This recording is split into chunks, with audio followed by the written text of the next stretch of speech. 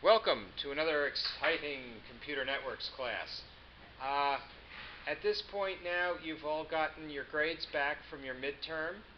Are there any questions about the midterm? No? No questions? Anyone have any issues with the midterm? No? All good? All right, well, what I had been doing in our last exciting networks class was remote method invocation. In remote method invocation, what you do is you invoke methods on remote machines, but you pretend as though the methods are on the local machine. So what is happening is your invocation is being used on the local machine and then transmitted to the remote machine by virtue of the technology called serialization. Somebody want to tell me what serialization is?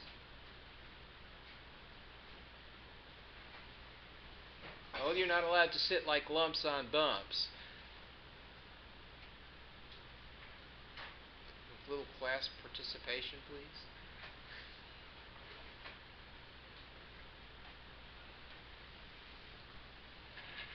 You know, Brian, it looks like the words are trying to get out of your mouth, but I don't hear anything.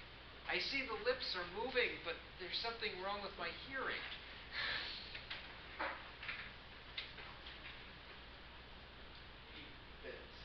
8 bits. Man, that is close. That almost sounds like a full sentence. 8 bits. Yeah, okay, there are 8 bits, and then what? You started it, right? So when we serialize something, we want to make it so we can represent it in bytes. There you go.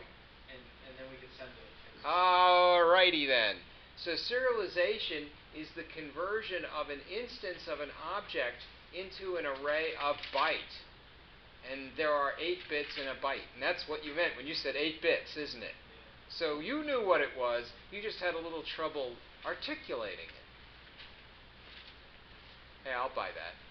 So there it is. Serialization converts an array. It converts an instance of an object to an array of bytes. And when we want to marshal an array of bytes across a network, what do we need to do? We're networking people now, so we know how to do this. How do you take an array of bytes and transmit it across a network to another machine?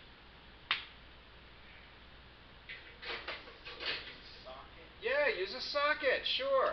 And the socket will give you an input stream and an output stream. And what's a stream? An array of bytes. And it's an unformatted sequence of bytes. That's what it is. So you take your array of bytes and you create a pipe to the external machine and you transmit that array of bytes over to the external machine. It receives the array of bytes. It reconstitutes the array of bytes into an instance of an object.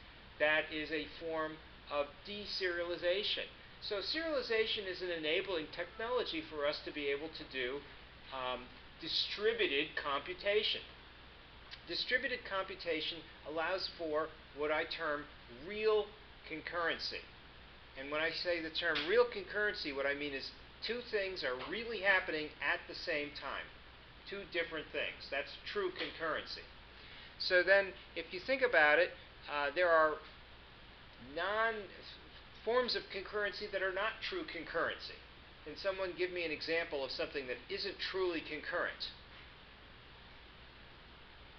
Intel's i5 chip with 4 cores, but only 2 are real. Oh, they have a hypercore. Is that the hypercore technology? I wasn't aware of that. You might be right about that. What I was thinking is a little closer to the Java virtual machine. When you have a multitasking operating system, what's really happening is you have a round-robin scheduler. And it takes turns with each one of the tasks, allocating some CPU time and some CPU resources. It runs the task until the allocation is used up, and then it proceeds to switch to the next task. So what happens if I type Alt-Control-Delete is I bring up the Task Manager, and it shows all the different tasks, and the tasks are assigned a priority. And the higher priority tasks get more resources than the lower priority tasks. In a multitasking operating system like Mac OS or Windows or Linux, you have the ability to simulate concurrency, but it isn't true concurrency. Within the virtual machine, you also have the ability to simulate concurrency. How do you do that? Someone not Brian. Yes, Rich? Do threads, sure. So threads also enable you to simulate true concurrency, but they're not truly running two different threads at the same time. Instead, just like the round-robin scheduler of the task manager, you have a round-robin scheduler for the thread manager. And just like the tasks, each thread has its own priority. And you, as a Java programmer, you may set that priority. Moreover, while Windows might actually crash if you created 10,000 tasks, the Java virtual machine will not crash if you create 10,000 threads, assuming you have a sufficient memory. So what that means to you, the programmer, is that the thread has less overhead than the task. Why? Someone not rich. Because it doesn't need to allocate memory. Because it has no memory allocation requirement, and because it has no protected memory. So they all share memory in the threads. So that means that making a new instance of a thread is a relatively low overhead thing. Moreover, switching from one thread to another thread has a relatively low overhead. Because all the threads share memory, that means you do not have to switch context. So when you switch from one thread to another, it's a low overhead context switch. Whereas if you switch from one task to another, that's a high overhead context switch. If you have high overhead context switch, it takes more resources. Resources include time. And the time that it takes you to switch from one task to another can be non-trivial. Give you an example. If you're running a big Photoshop image with like a gigabyte image or something, and you want to switch to something like Microsoft Office, that could take substantial time, maybe more than a few seconds. If you have to move from one pixel to the next pixel, and it's far away in terms of memory addresses, such that it has to swap the memory in and out of the disk. Remember, disk space is 1,000,000 times slower than RAM space, right? Because RAM, that's accessed in nanoseconds. Disks are accessed in milliseconds. Milliseconds is 1 times 10 to the minus 3. Nanoseconds is 1 times 10 to the minus 9. So there's 6 orders of magnitude, literally 1,000,000 times slower to access RAM than disk. So it's key that if you have to go out to the disk in order to get a chunk of this image you're trying to process, that it's going to take substantial time. It's going to cost you execution speed. Moreover, if the amount of time allocated is higher than the amount allocated by the task scheduler, then what will happen is you will make little progress before you have to switch to the next task. Even if the task scheduler is not involved, if you have to keep swapping image data in and out of the disk, you might make relatively little progress as you traverse across the image. And you'll see the disk activity light, if you have one, ticking. It'll go tick, tick, tick, tick, tick, tick, tick, tick, tick. It takes forever to execute because you don't have sufficient RAM for the job at hand. Too much RAM has been allocated to, let's say, other tasks like Microsoft Office. And so then if you run Office at the same time as you run Photoshop, you're cooked and you can't make good progress because you just don't have enough RAM. So therein lies one of the big performance issues in your operating system. So now we've got simulated concurrency in the form of threading and multitasking. We have true concurrency in the form of distributed computing and multi-core computing, right? So if you have a RMI facility that goes across the network to another computer, you can have true concurrency. You can have 10 computers run a job 10 times faster than one computer. This is the key, right? If you can reduce the amount of overhead needed in order to be able to take that job and deploy it to all the other machines. Does that make sense? Yeah, sure, why not? I get the shaking head, but I don't actually know. So it seems like, yeah, maybe that makes sense. I'm getting a look of utter disbelief from Brian. Yeah, sure, 10 times faster. Yeah, right. Is it? Yeah, go ahead. You No, have I a was just question. thinking of single instruction, multiple data. Ah, now you're talking. Now you're talking architecture. That's very good. Yes, yes. In the world of computer architecture, you have a read instruction. You take the instruction out of memory.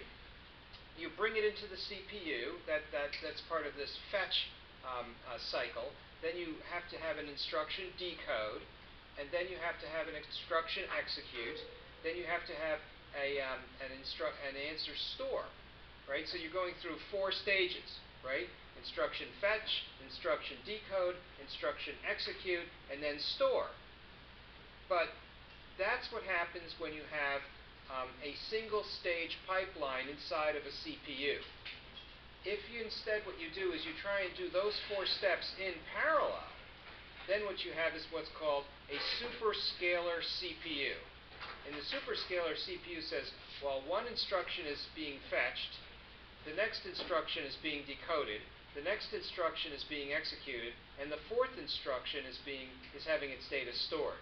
That's called a 4-stage superscalar pipeline. And that works reasonably well because you can have all 4 of those stages in the pipeline execute in a single clock cycle. And that is an example of true concurrency where you're doing it in the architecture of the CPU. But that doesn't scale very well, and if there is something going on that causes the pipeline to become interrupted, the pipeline will empty, and then you have to go and refill the pipeline before you can maximize your throughput. So there's a certain amount of latency in filling the pipeline. Yes, sir? I don't want to get too off topic, but cache misses in this. Yeah, cache misses are look-aheads, which you can study in computer architecture, which allow you to optimize for execution. So they're going to prefetch a whole section of memory, and if you exhibit memory coherence when you proceed to access a RAM address, then in principle, the cache will miss less, and you'll be able to access higher performance memory. But that's not an example necessarily of true concurrency, except in the case where you're prefetching the memory using a direct memory access controller across the bus without CPU intervention. So that's a kind of, I'll call it true concurrency in the small. But it's not the kind of concurrency that we necessarily have to deal with our Java program unless we're really interested in doing things like making sure things are going in row major order or column major order when we access a 2-dimensional array. In that case, we can access a 2-dimensional array either going across the row and then to the next row, or across the column and then going to the next column, depending on how the data structure stores the 2-dimensional array in 1-dimensional address space of RAM. So it is possible for us to think in terms of memory coherence as Java programmers. But when we think about the question of what is true concurrency and what is simulated concurrency, we typically think about multitasking and multi-threading as being simulated concurrency, and then distributed computing with RMI as being true concurrency. Because now we can have a network of workstations all working on our job. And that's key.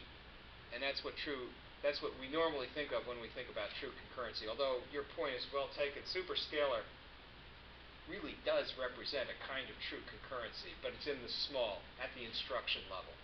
And that's not something that we normally control unless we are doing some kind of vector processing. Does everybody know what I mean when I talk about vector processing? What's vector processing? Think of vector images. Image processing is vector processing. One-dimensional signal processing is vector processing. That's when you have all the same data and you're operating on all the same data with a certain instruction. So that's what they call. Anybody know? Single instruction, multiple data, also known as SIMD. right? So with SIMD, what you have is a digital signal processing chip, or a SIMD instruction set.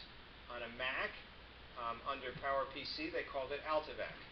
On an Intel processor, they called it MMX, or Multimedia Extensions, or SSE, which is the SIMD SIMD Streaming Extensions. I think that's what that stands for. I should tell you this. Actually, I should know. Let me just Google it real quick. SSE Wiki. SSE Wiki. Isn't it the SIMD? It's not Senior Software Engineer. Streaming SIMD Extensions, SSE. So the S in the the middle S in the SSE stands for SIMD. Streaming SIMD. So Streaming Single Instruction Multiple Data Extensions. It's got an acronym built into the acronym. Gotta love those TLAs.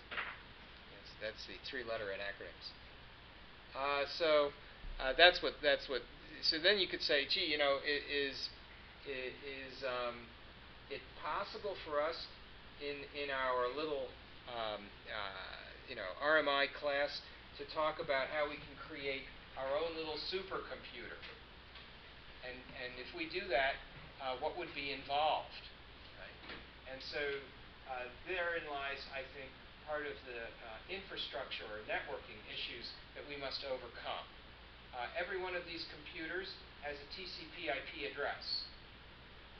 And most of these computers, not all, are visible to each other. Right? So first thing you want to do when you look at a network is you want to look at the different layers, right? And we talked about the 7 layers, right? In the physical layer, that's the first layer, we have the ability to move bits from one point to another. Well, if we look at my laptop has a physical layer connectivity which is different from the desktops here in this class, I think, because the laptop is using wireless, and most of the desktops are using wired. Although, I've noticed that in this particular classroom, we have wireless desktops, which is just plain wacky. But here they are, right? This is our network connection. And it's kind of, it says Dell on it, but I really don't know where these desktops are connected. I know where I'm connected. I think I'm on the guest network. If I want to, I can get what's called the Media Access Control sublayer address, and I think I do it with get MAC. Now when we look at it, it says something like, oh, look at the physical address. Right? The physical address refers to the, I'll call it NIC, or Network Interface Card, as though there were an actual card. But here in the new age of laptops, what they really are doing is they're taking network chipsets and they're embedding them inside of the motherboard. And these network chipsets typically need drivers, and those drivers come in the form of DLLs, or data link libraries, which are shared libraries loaded by the operating system. So I call it a NIC, but there's no network interface card anymore because it's not the kind of thing where you plug cards into your laptop. So he says, aha, there's media disconnected in the physical address, and I guarantee you it's because I've got an Ethernet port, and it's right here on the side of my laptop, and I'm not using it because I got nothing plugged in. Now, in principle, I could go over to, well, this computer over here and grab his little network doodad and plug it in over here, and blammo, I wouldn't read as disconnected anymore. I do have a wireless connection in here, and it seems to me like he's got a nice physical address. And then there's some other physical address. Where could that be? I really don't know why it's reading as 3 physical addresses.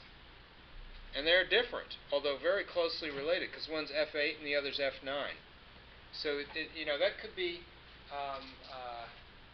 the physical address, I'm going to guess, of my virtual machine. Like maybe I've got something installed like Parallels or something that reads as having its own little network card, but it's a virtual network card. It's not a real network card. Then the other thing I want to do, this is a MAC layer. MAC sublayer is going to give you what I call the media access control sublayer. Media access control sublayer is a protocol which enables you to take frames, those are groups of bits, and group them together with checksums for error control, and they generally are going to be available to all the other network cards, I'll call them, all the other network interfaces that are on the subnet, on the local area network. To go beyond the local area network, we've got to move up from the MAC layer to the routing layer, or what's known as the Internet Protocol layer. In that Internet Protocol layer, we are now able to use UDP, which is called User Datagram Protocol, and we're also able to use TCP, which is the Transmission Control Protocol. The User Datagram Protocol differs from the Transmission Control Protocol. Can anyone tell me how? Yes, sir. UDP is multicast, TCP is point-to-point. Right. That's exactly right. So if I want to use RMI, I typically use unicast protocol. If I want to do streaming to multiple machines, I would use multicast protocol.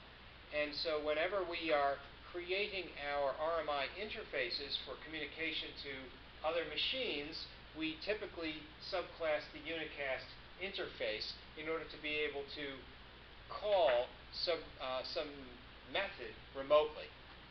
So to get the TCP IP unicast address, I need to type config. Well, this is a very Windows-oriented thing. You know, I should stop myself for a second. If you say ifconfig on Windows, I'm having a mental block here. ifconfig, I think it's ifconfig. No, it's ipconfig. I got my Unix and my Windows backwards. That's typical. ipconfig is for Windows, and I think it's ifconfig for the Mac users. So, Kyle, you've got your Mac open. You got a terminal utility there?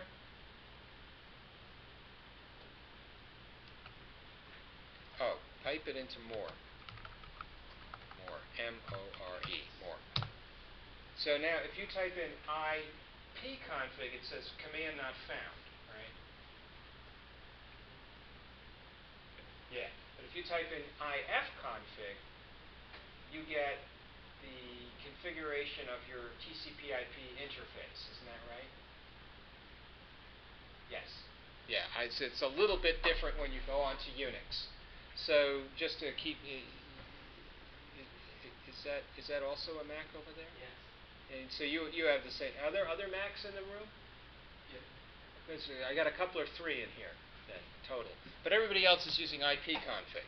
So let's have a looky-loo. I just did a configuration for my newest output device. It's in the machine shop. It's kind of cool. It's a 90-watt CO2 laser with an XY deflector and a Z platen. And it allows you to cut through plastic and or metal. And or you can etch. And so to communicate with it, we got a router and we had it ask for its own TCP/IP address. And then we were able to ping it. So here's my TCP/IP address, 1065.1187. Can anyone ping it? And to ping it, here's what I would do. I would type ping 10.65.11.87. Can you ping this? Kyle, are you pinging me? It's 10.65.11.87. Or better yet, you can tell me your IP address, and I'll see if I can ping you. Because you're on a wireless Mac, right? What's your IP address? Or I don't know if You don't know your IP address? No. Why not? Is it the iNet one? Well, I mean, can't you type ifconfig in your terminal Is prompt? it iNet? Is that what it is? iNet, yeah, that sounds right. Let me just.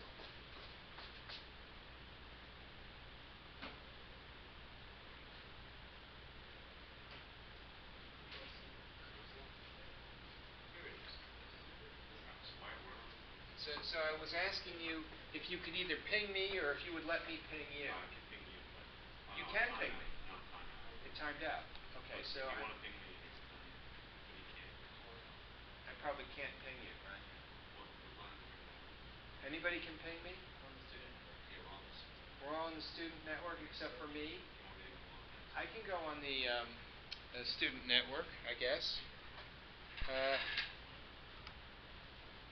Let's see. What network am I on? I'm on the guest network. How do I get on the student network? Sure. And that's it? No, not connected. It says no student access. Now it says connected. But I've got a... Oh, he says I'm connected. Let's see what my address is now.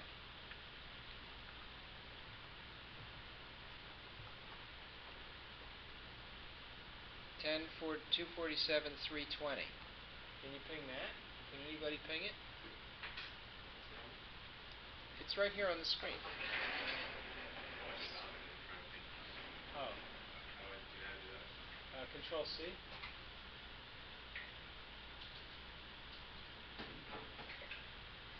Does it work that way? It works. Okay, that's great. So now I'm on your network, which is really very good. Well, can you see that? Oh, really? 10 247 320. So you can see. Okay, good deal.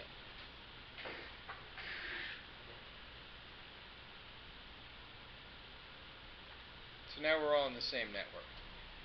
So I'm just going to do this by way of review, where we're looking at a mechanism for marshaling using serialization instances of objects across the network in order to be able to do remote method invocation. We already talked a little bit about what I will call the proxy service, which is available to us. The proxy service essentially says we're going to try and simulate in the local host the invocations that can occur in the remote host. And so the proxy takes the message that we are trying to send to the instance and passes it to the remote host. An instance of a proxy for a computer program can be seen in real life, right? For example, if I said to my friend George, tell Chris, he should show up for the meeting this afternoon so that we can get the laser cutter working, right? I'm using George as a proxy, and he's forwarding the message to Chris, right? So I could say, all kinds of things about those elements that allow me to delegate. So what happens with a proxy is you have simple message forwarding or delegation over to some other instance. And we can see this when you have composition in an object-oriented program versus inheritance. Right? So for example, I can wrapper one class with another class so that if I want to make a graphics object out of a date, and I know that, let's say, graphics objects know how to draw themselves, I can make a date so that it is also able to draw itself, but also able to extract information about things like the date and time. And I can hold both the graphics object and the date in the same instance. And by wrappering these things, I can forward messages to both of them and inherit messages from all of them. That's a form of delegation or message forwarding through composition. So let's think about this. Suppose I said to you that there is a superclass called mammal, right? And mammals have hair. And there's a subclass of mammal called humans. Humans inherit the property of hair. That's good. There's a superclass called drawable, and things that inherit from drawable can draw. That's good. Now, how do I make a drawable human?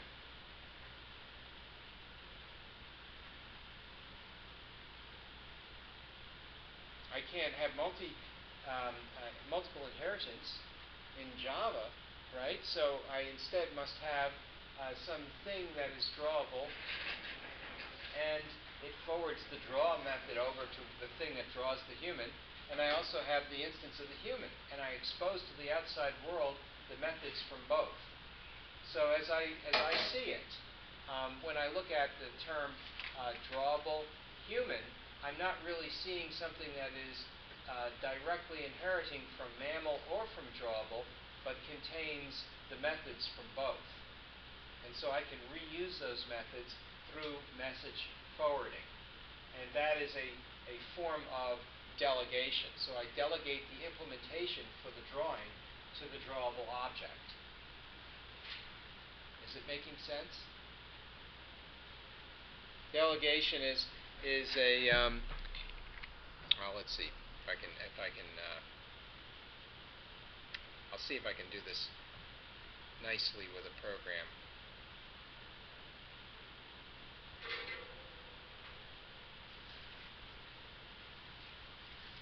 My trackpad is in charge here. I'm going to grab a there, a mouse? Yes. Mouse in the house.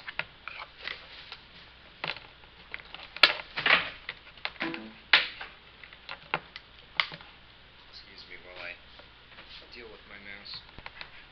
There.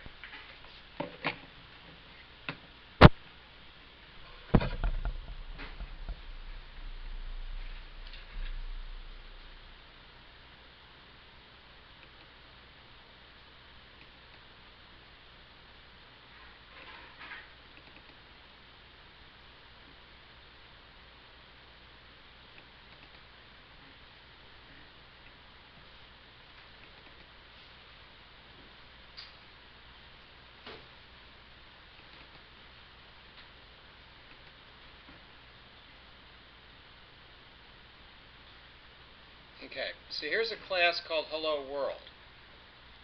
Right. What does Hello World do? It allows me to get a message that says, hello, CR320. And I can probably run this and print test get message, and it will print out, hello, CR320. And there it goes. So that's fine. A relatively simple Hello World program.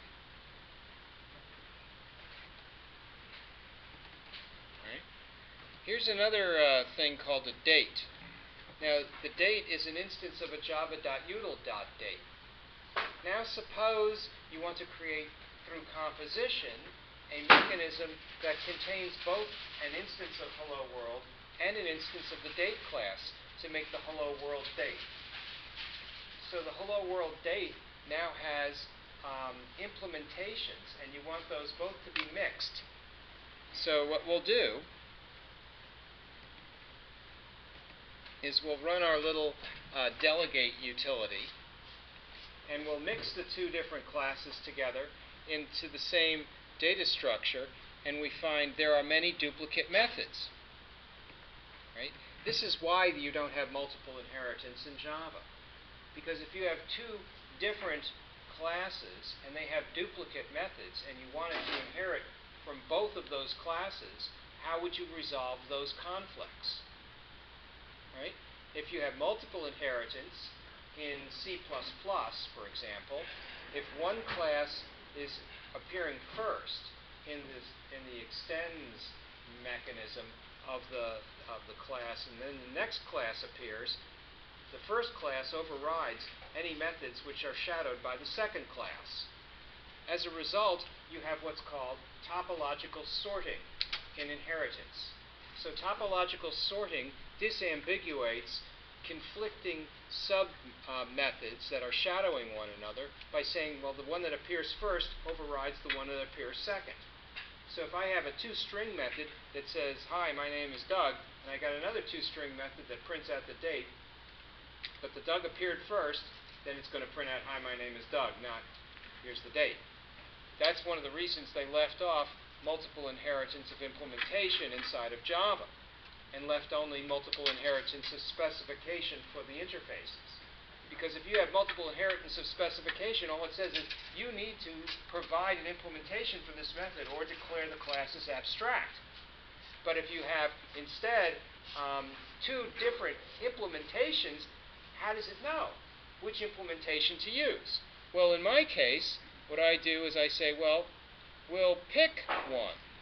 So if there's something in here that says let's use topological sorting, then I've created a policy that decided which one I should use.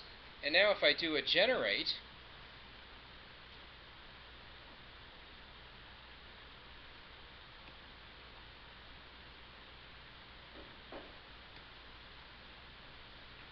it creates a new class. And the new class, based in composition, has a instance of a hello world class in it, and it has a instance of a Gregorian date in it. And those two instances must be passed, and then it uses topological sorting in order to resolve in order to disambiguate the shadowed methods. Disambiguate. That is, because there are two different methods, two different implementations with the same, I'll call it method signature, he has to know, that is the Java compiler, has to know what the correct implementation is, or which is the preferred implementation as opposed to correct. So what I'll do is I'll save it someplace I can find. Maybe we'll save it under Lion. I don't want to save it in Eclipse. Let's just save it there under Lion. Save. Save. And then I'm not sure where it all ended up.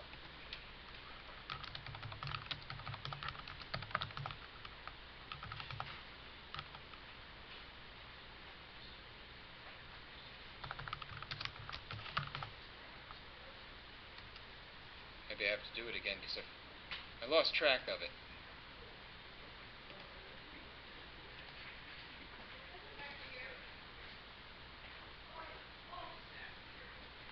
Could somebody get that door for me, please? So we're using topological sorting, thank you, and hit process, and he's going into, it's going into the Eclipse directory. No wonder I couldn't find it.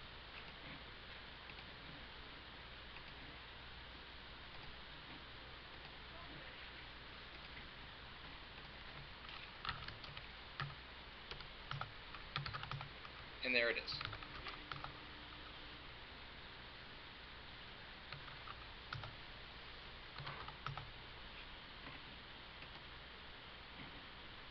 I'm having a, there it is.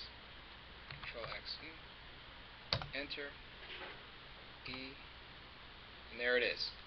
So now I've got the Hello World instance, I've got the date instance, I've got an instance of the Gregorian calendar, and I've made a new class called the Hello World Date Gregorian Calendar class, which mixes together all of those instances in one class and provides for me implementations that message forward to the containing class. So what we have is an instance, we have an example of composition in order to be able to delegate to the contained instances. And so the external class, the wrapper, is really a proxy for the internal classes. So the Hello World Date Gregorian Calendar has synthesized a brand new class. And this is a form of what's called semi-automatic, because I had to hit a checkbox in order to make a policy decision about how to do the shadowing. Semi-automatic static because the compiler will be able to resolve all of these methods at compile time. Semi-automatic static, proxy, because you have a wrapper class that contains the instances, and then delegation, because there's method forwarding to all of those instances. So it's technically termed semi-automatic static proxy delegation. So that's what it is. Now in RMI, they don't do it with static delegation. They do it with dynamic delegation. In other words, they do all of this at runtime. I do it at compile time so you can see what's going on. It's very difficult to explain this in the runtime scenario because I cannot decode the byte codes that are being created at runtime for you very quickly. So by showing you exactly how this is structured, you get a good idea about how the RMI code is being formulated under the hood. This is basically saying, here's how the engine in your sports car works. You don't need to know how the engine in your sports car works in order to drive, but it's kind of neat to see it. And so you will never, hopefully, need to know the structure for this kind of delegation. But if you have seen it and you have a good understanding of it, that's sufficient. So this may be more information than you need, but it's good to know. So if you read books about RMI and you read about how they're using dynamic proxies and dynamic delegation, what they're really saying is they're wrappering the instances so that all of the methods can be forwarded off through marshalling on the network. And so that's kind of cool. If you look at where something like this date comes, how it was instantiated, you can see that it's passed in as a parameter. So the date has to be instanced before it can be passed into the arguments for the constructor. Right? And you know this is the constructor because it returns nothing, not even void, just like in C++ or C#.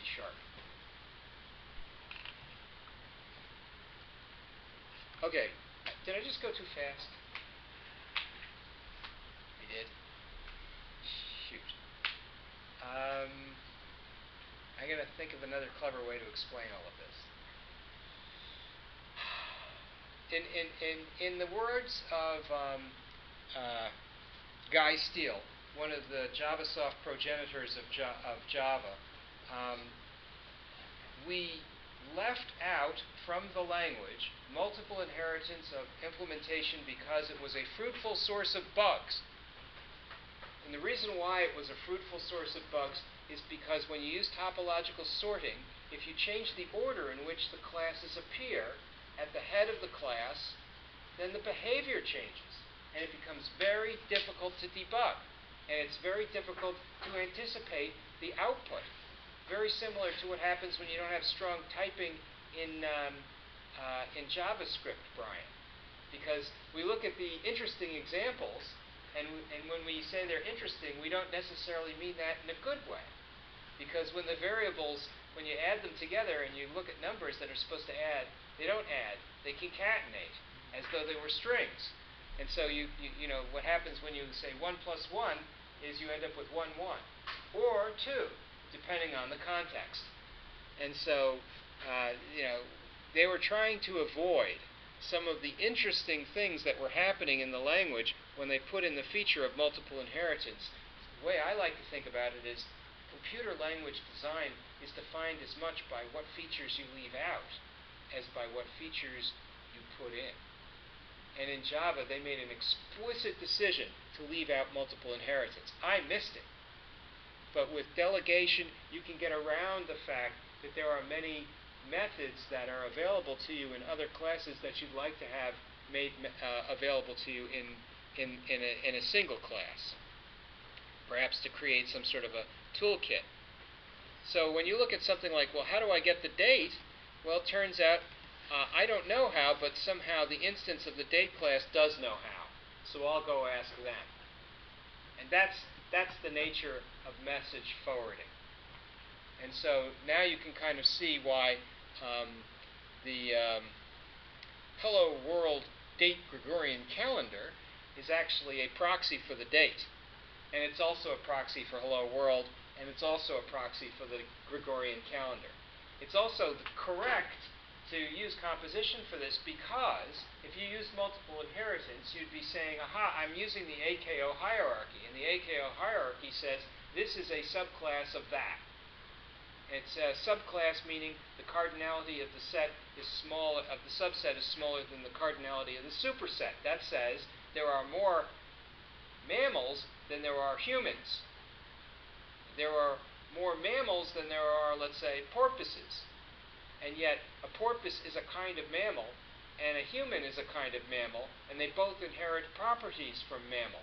Whereas, the Hello World date Gregorian calendar is not a kind of Hello World. It's not a kind of date, and it's not a kind of Gregorian calendar. And mixing those things together just to be able to grab onto all the methods doesn't necessarily make sense from an AKO perspective. It's not a taxonomy that organizes classes and subclasses. Because, remember, the term class is really just short for the term classification. And so a subclass is a subclassification. And classifications require that you have what we term a directed acyclic graph, a taxonomy, that allows us to take a set and break it up into subsets so that you have a tree that has no cycles in the leaves. That's the acyclic graph part. And directed means it comes from the top and is directed downward. That's why they have classes in C++. That's where they got the classes from. They got it from Simula, the 1968 language that Baron Stroessop encountered when he was at Cambridge. So he thought that classification system was elegant, and so he worked hard at Bell Labs in order to implement it in what he called C with objects. That eventually became known as C++.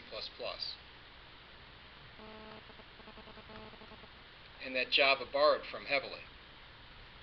So all of this dates back to the late 60s. All of it dates back to Simula, the language that no one uses anymore. No one I know, anyway. Maybe even the language that no one has heard of. Has anyone heard of Simula? Really? COBOL. I studied COBOL when I was in high school. Yeah, COBOL. They still use it in Hartford. The insurance industry uses it. Oh, yeah. In fact, if you want to call COBOL programs from Java, you use RMI. And RMI is used using the protocol established by the Object Management Group, OMG. Oh my God. The Object Management Group uses a protocol which is not the RMI protocol. They use what's called CORBA. And the CORBA, or Common Object Resource Broker Administration protocol, lets RMI programmers like you, Java programmers, call the COBOL remotely. Oh, yeah, you were going to the limits. Yes, that's how you interface to old age Fortran code or COBOL or whatever you like. So now, here's the other cool thing.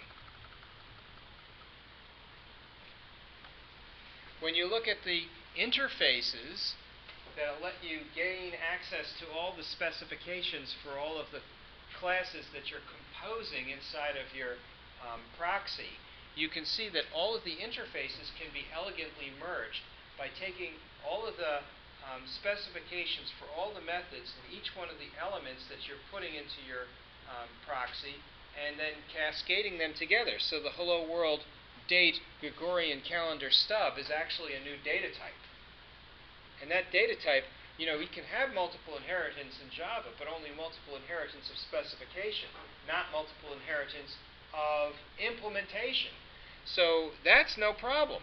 For that, I can have the specification for the Hello World stub, the specification for the date stub, and the specification for the Gregorian calendar stub, and then make the new emergent type, which is called the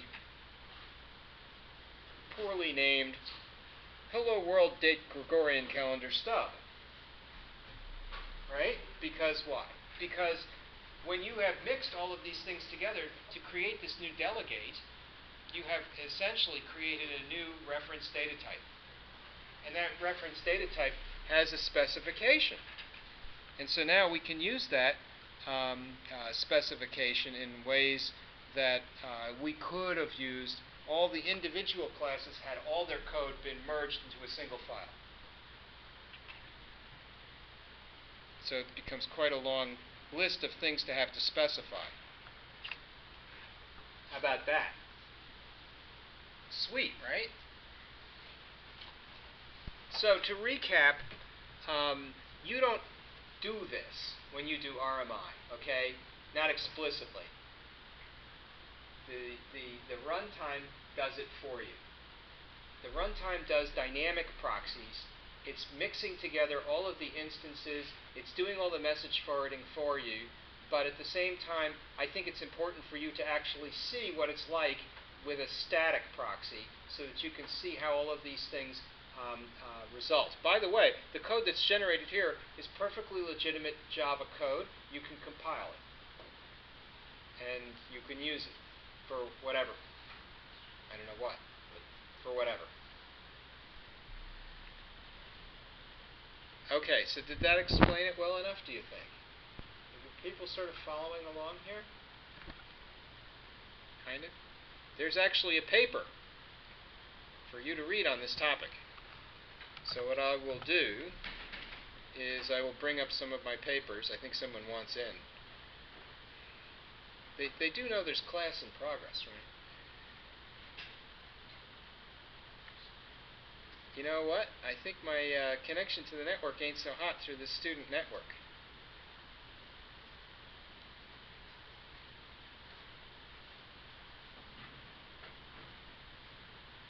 Wow.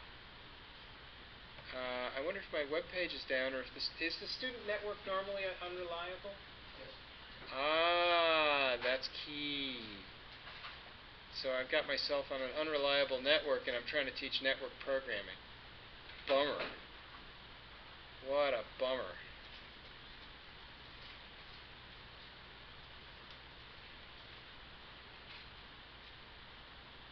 So what I did was I wrote a big pile of papers for the Journal of Object Technology.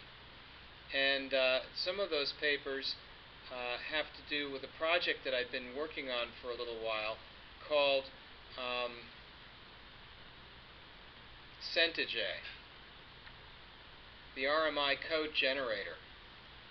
And Centij essentially uses semi-automatic static proxy delegation in order to be able to implement RMI. And you can kind of see I've been doing this for the last 10 years now. A little more. A dozen years. Wow. That's scary. If I click on this, it won't work because the network. That's not even like a reason, is it? It won't work because the network? So you're telling me I have to switch networks to make this work? That sucks. Alright, well, life in the big city. What are you going to do? Jeez. So here's the cached copy.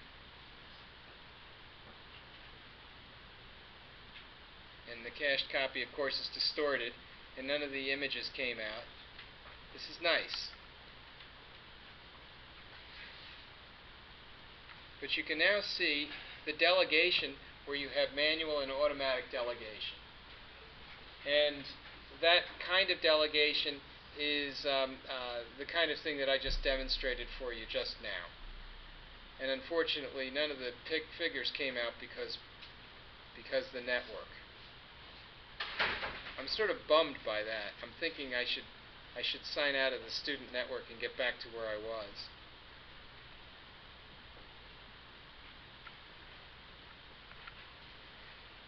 What a pity. Oh, look. It's starting to work. There you go. So now you can see the legacy code, the proxy which message forwards to the legacy code across the network using what's called a bridge design pattern.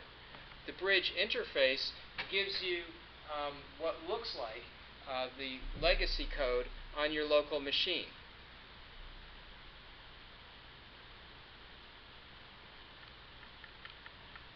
In what do they call this? Relational database management systems. A lot of times people use what's called ODBC, which is Object Database Connectivity. ODBC is a protocol that works over the net. And so what it does is it gives you a bridge to your relational database management system backend. So in Microsoft Office, we have a program which people call Access, where Access is a graphic user interface to a Microsoft Relational Database Management System backend called JET. And you can use the what they call ODBC bridge, or I can't keep saying what the name means, Object Database Connectivity bridge in the control panel, and you can map the invocations to databases that aren't necessarily local. It doesn't have to be the JET backend database on your local machine. It could be Oracle on some server. It could be Microsoft SQL server. It could be the MySQL server, which is an open source device. It could be any one of a number of different relational database management system backends. So the bridge makes it look like it's the same computer, but it's really not. It's really using what's called DBNet protocol in order to be able to do SQL invocations on the local machine and then invoke them remotely. So it's acting as a bridge across the network in order for you to get database services locally. So some people would term this layer, which is kind of like a I'll say it's kind of like a presentation layer, because it's not running low in the MAC layer like we saw the MAC addresses. It's not just an unformatted sequence of bytes. It's not just a stream, right? Because he's dealing with a protocol that's specific to databases. That's database net protocol. So it's higher than, we'll call it the routing layer, higher than the TCP layer, higher than let's say just the session layer where you start to initiate your connections. It's right up there in the presentation layer, just below the application layer. So in that presentation layer, we have what I call a substrate. And that substrate gives you the illusion of being able to call on services from your relational database management system. So when you're in the relational database management system substrate and talking DBNet protocol, you're making invocations across the ODBC bridge to whatever back-end relational database management system application you happen to have access to. Does that sort of make sense to people? Did I go just a little fast? It's good, right? So then the question is, if you had a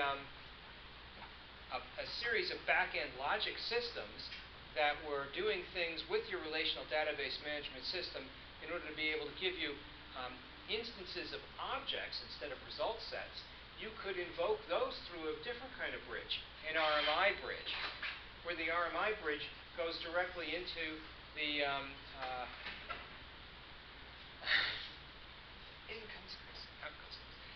where the RMI bridge goes directly into the database backend. So here's an interesting question. What's Oracle? Is it a company or is it a product?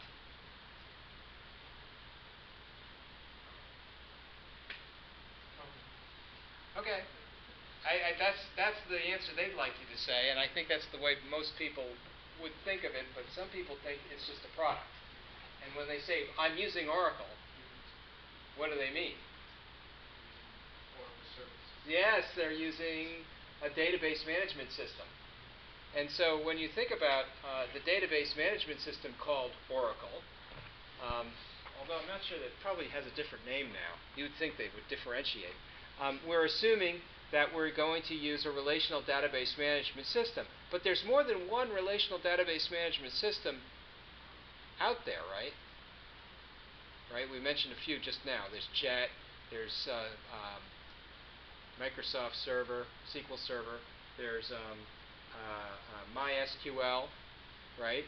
MySQL, I don't know if you were aware, it's an open source free alternative with fairly high performance for relatively small databases. But when you talk to the Priceline folks and you say, what are you using for a database? What do you think they say? They're not using relational database management systems at all. They're using Hadoop, and they're using Mongo, and they're using something completely different because there's more than just relational database management systems out there. Not everything is SQL. So at the end of the day, you can form bridges to those other things to make them look like they're SQL if you want, but in principle, you're going through some proxy code in order to do it.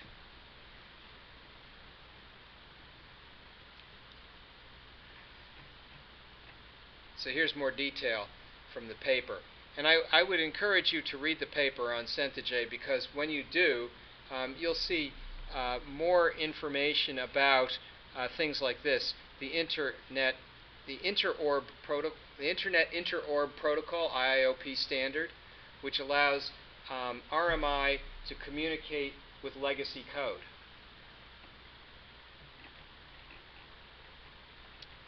Now you can finally see what the picture's supposed to look like.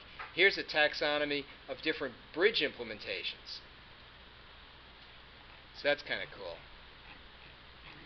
And now you can see the difference between dynamic and static delegation.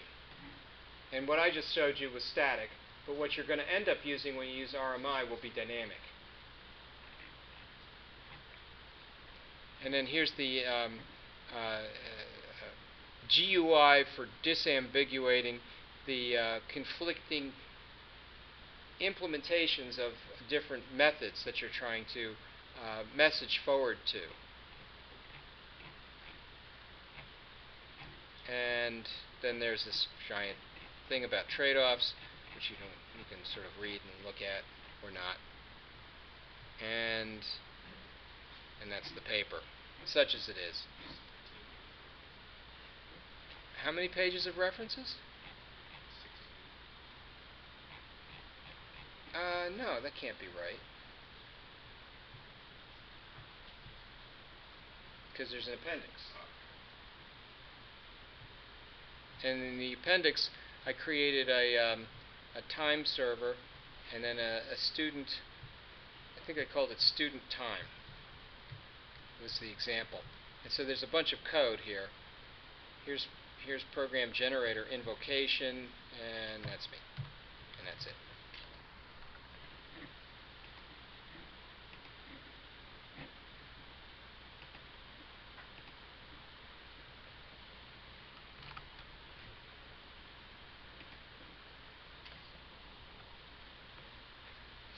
So in our last class, we did a little RMI program where we were doing a chat service. And I think we got the chat service running, right? And Hazarodi, is he here? I think he was typing or something to the chat client before. Is anybody in touch with Arodi? No? Okay. It used to be the case that in order to create the stubs, you had to invoke what's called the RMIC compiler. That was true as of JDK 1.2. And so in JDK 1.2, people weren't using the dynamic proxies that they had available to them in JDK 1.4. So as of 1.4, you no longer have to use the RMIC compiler that created what are called the stubs. You still have to make use of the remote interfaces. And I think what we did last time was we went so far as to create a small RMI example. And I think it was the RMI Hello World example. Let's see if we can get that running again. Because I'd like to kind of get back to where we were.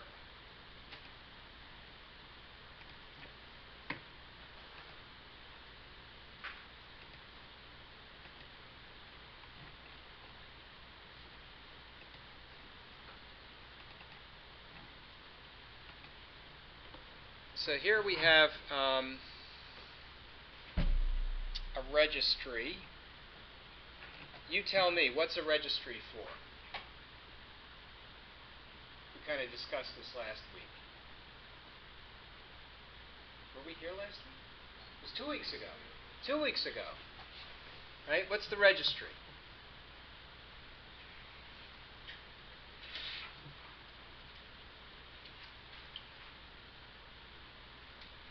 Well, it's kind of like a domain name server, which allows you to take a name and look up an instance of an object running on a specific machine. The registry as a domain name server runs as a service, as a separate task, on a given machine, and it listens for connections using a TCP/IP accept invocation, and it listens for those connections on a port. So when it listens to those connections on a port, it can use a common port. Common port might be 1099 for this particular application, but you can choose whichever port you like, which means you can have multiple registries running on a single computer.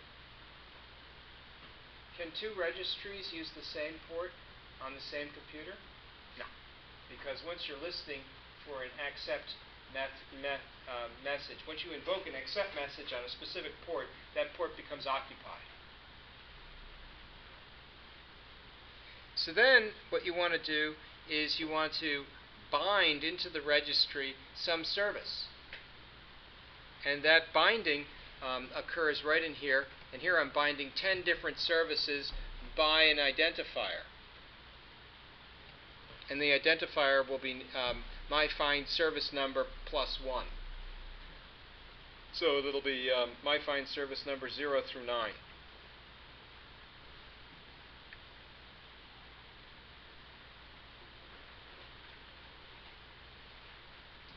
Now I can go into the registry and I can list all of the bound services that the registry has to offer.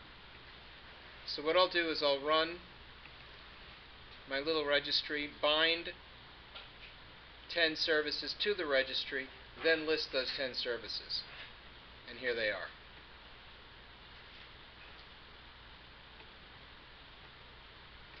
And when you look at the protocol for communicating to the registry, it's a unicast protocol. So what does that mean to me, the programmer? It means I have to know the machine name or TCP address of the machine running the registry. What if I wanted to run a registry, but I didn't know where the registries were on my network? What could I do?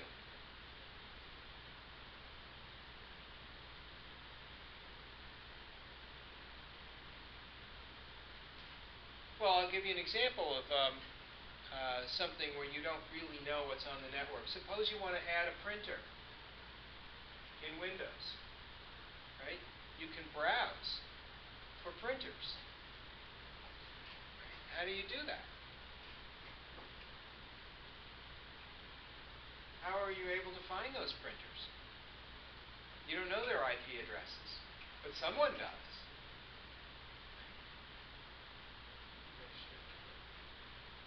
Yeah, there's some network service. Sometimes people call it a domain controller. And you can find the domain controllers. How do you find them?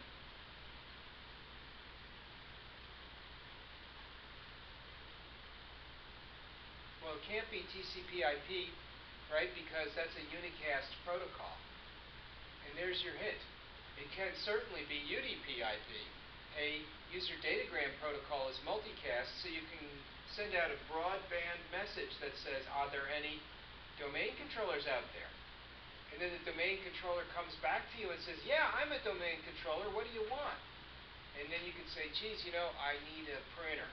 And it says, okay, here's a big list. And lists it all out for you. So, in effect, when you get a response back from the domain controller, it'll say, I understand you're bugging somebody. That response back comes back as unicast, right? So it goes right back to you. So you can broadcast a message saying, are there any domain controllers out there? The unicast message comes back that says, yeah, I'm here. What do you want? And then you say, I want a list of printers. And then it uses unicast to respond saying, here's the big list. And that's how you find them in your network neighborhood. So you can do the similar thing with a registry. And in fact, if you look up Genie, which is J-I-N-I, you'll see in Java spaces they have a very similar arrangement where you use broadcasts in order to be able to gain access to what are in effect registries. And those registries will tell you how to do a kind of zero administration overhead for looking up different services that may be available to you. So let's assume that you have a machine that's pretty much out of commission when it's in use, that is, when it's busy. But when it's not busy, it runs a screensaver. So then it volunteers its services to a lookup server, but it doesn't know what the lookup servers are. So it uses what we call multicast and says, are there any lookup servers out there? The lookup server uses unicast, responds and says, yes, I'm here. And it says, okay, I'm available. And here's how fast I can run my benchmark. And now it has a sense for how much CPU time is available, where the machine is at, and now you've created what's called a cluster. And those clusters, those networks of workstations, can be very powerful for you because they allow you to co-locate all the different machines and their access so you can gain access to what I would call the computational services. That's key.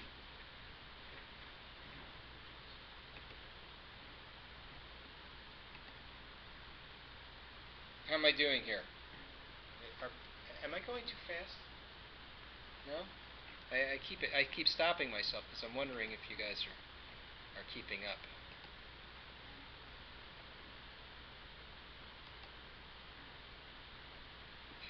So I'm real interested in learning how I can proceed to create computational services and distribute them across the network.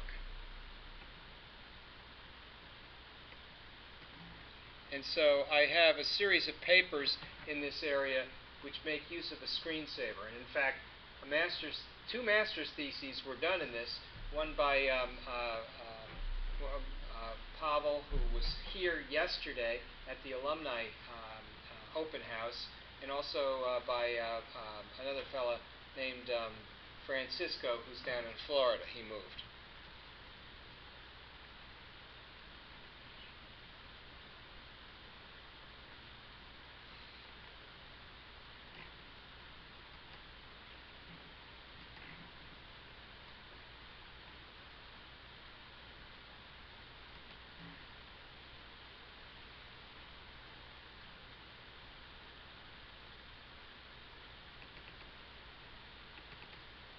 So what I like to say is that the simplest interfaces are the best.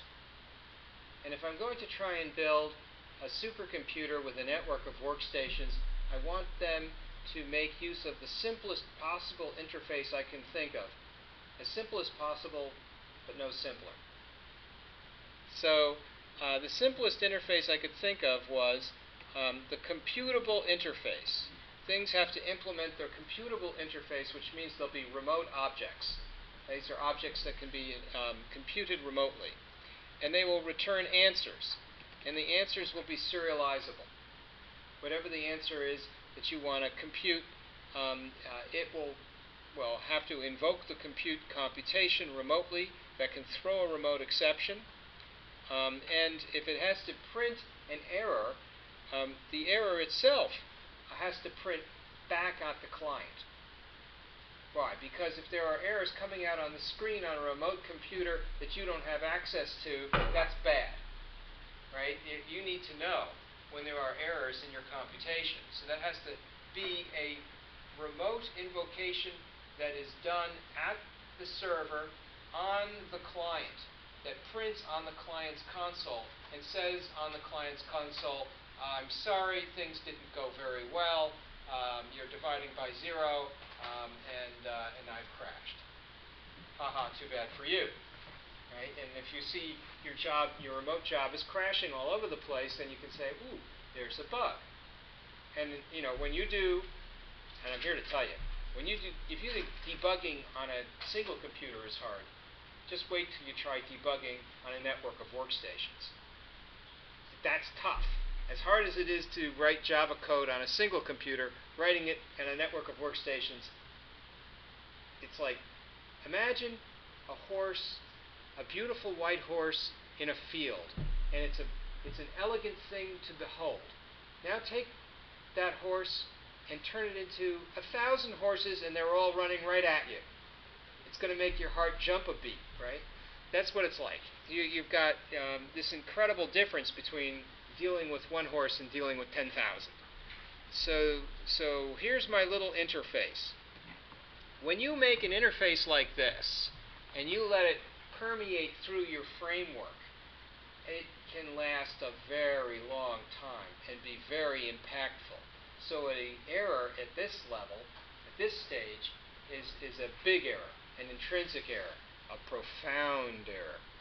And it's one of those errors that's really going to stick with you for a long time. So now I've got I'll call it the compute server.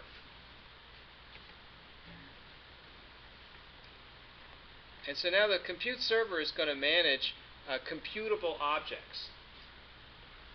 And it's going to be running on the remote computer.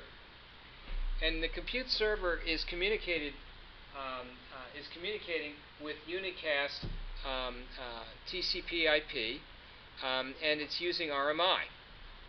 And here it is implementing this computable instance, and that means you have to have something more substantial than simply returning goodbye world. Right? I mean, obviously, when you implement compute, it can be as complicated as you like. I don't know what it is you're computing. Maybe you're computing a frame from your next feature film.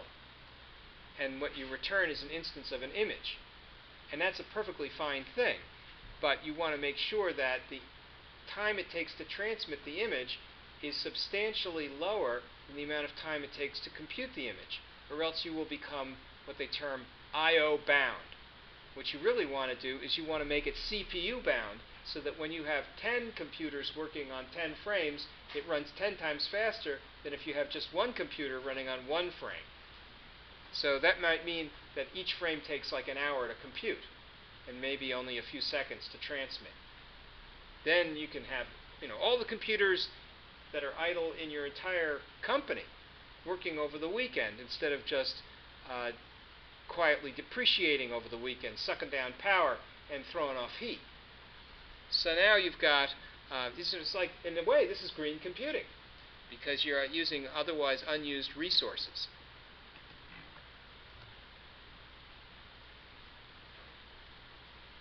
So this print line, this print statement, if it gets invoked, it will be invoked on the remote machine.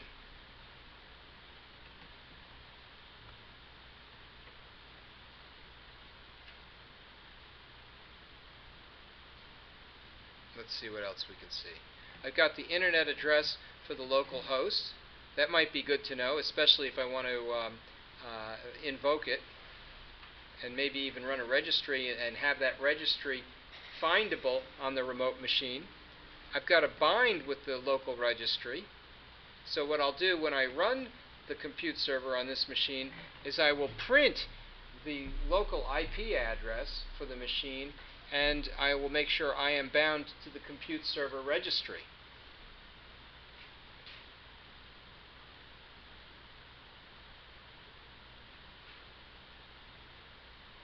So what is happening here is I've had an implementation of the computable interface.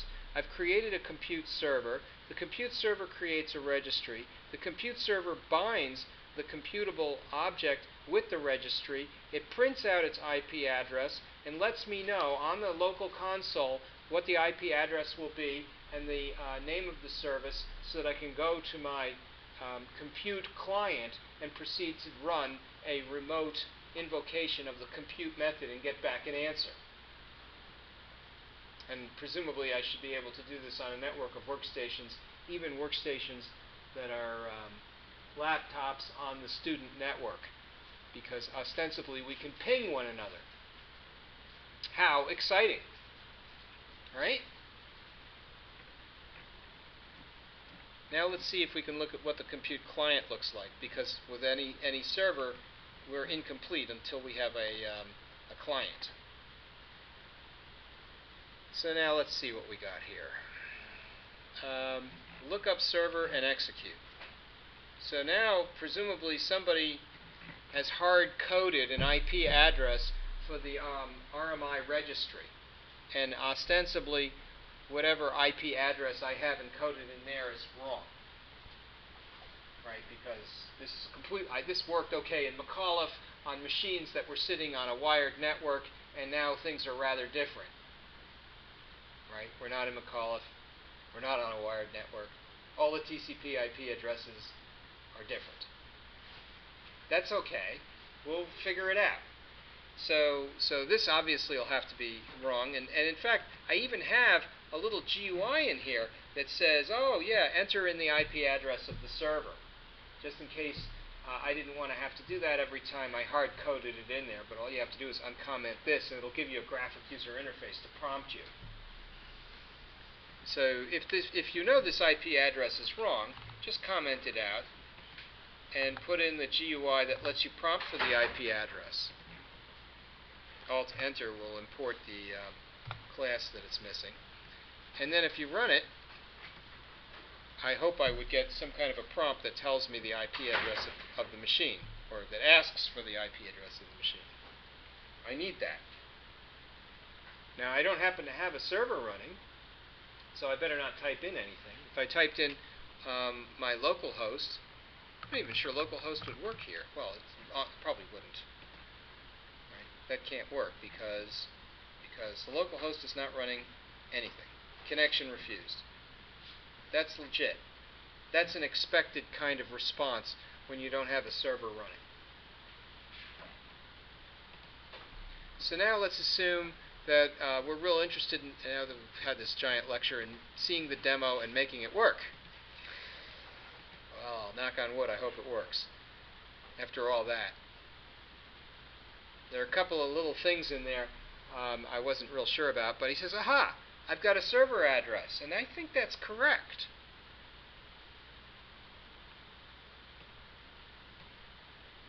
And he says the server started.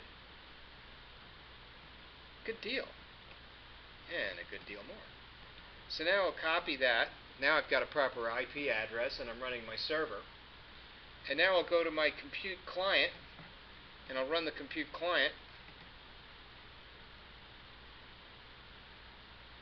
And what does that buy me? Headaches. Now he wants the IP address. Paste it in. That was cool, right? And now I just hit OK. Let's cross our fingers. Ha! Compute returns. Goodbye world.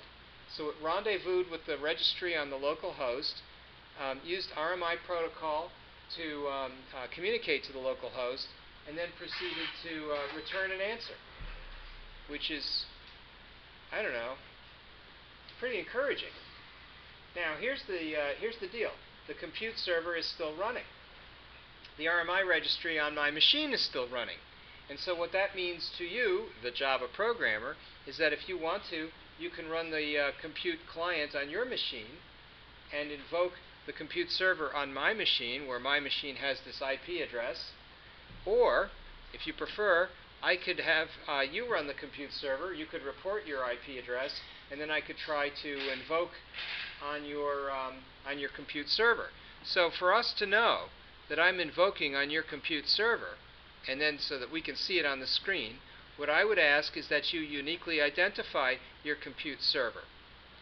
So to do that, what we'll do, oh, isn't this fun?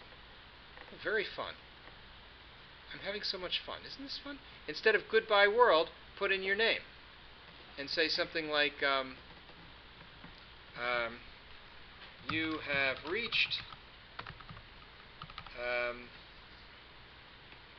I'll call it Doug's, don't use my name, use your name, Doug's compute server.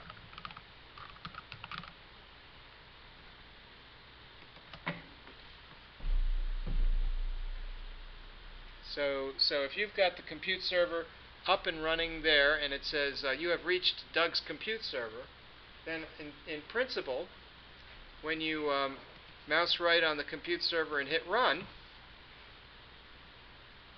it should tell you your IP address.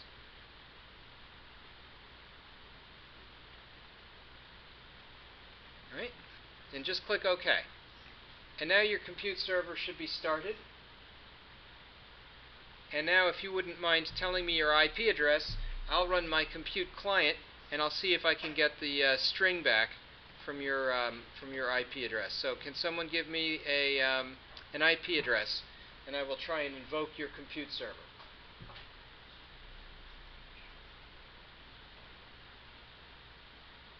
Anybody up to speed on this?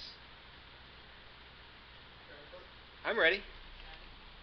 247, 250. Oh, what could possibly go wrong? Rich's server came back. Sweet. Anybody else want to give it a try?